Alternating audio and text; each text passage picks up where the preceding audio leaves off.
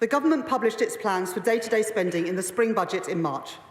But when I arrived at the Treasury, on the very first day, I was alerted by officials that this was not how much the previous government expected to spend this year.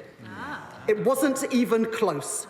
In fact, the total pressures on these budgets across a range of areas was an additional £35 billion.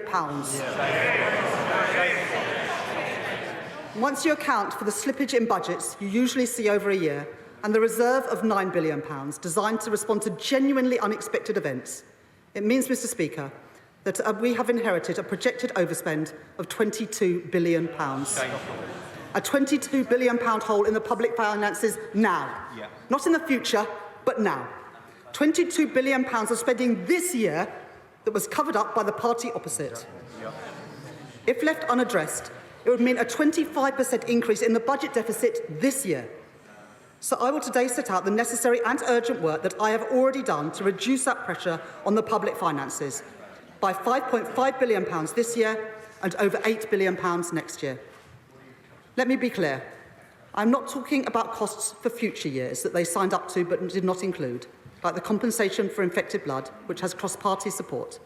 I'm not talking about the state of public services in the future, like the crisis in our prisons, which they have left for us to fix.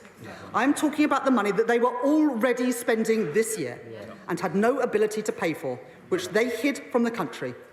They had exhausted the reserve, and they knew that, but nobody else did. Yet they ducked the difficult decisions. They put party before country. And they continued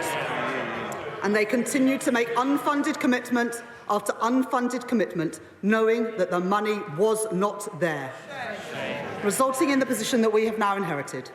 The reserve, spent more than 3 times over, only 3 months into the financial year. And they told no one. Mr. Speaker, the scale of this overspend is not sustainable. Not to act is simply not an option. We have already seen official ONS figures this month showing that borrowing is higher this year than the OBR expected. And the disaster of Liz Truss's mini-budget shows what happens if you don't take tough decisions to maintain economic stability. Some, including the Leader of the Opposition and the Shadow Chancellor, have claimed the books were open. How dare they? It is not true. And let me tell you why. There are very clear instances of specific budgets that were overspent and unfunded promises that were made, but that, crucially, the OBR was not aware of for their March forecast.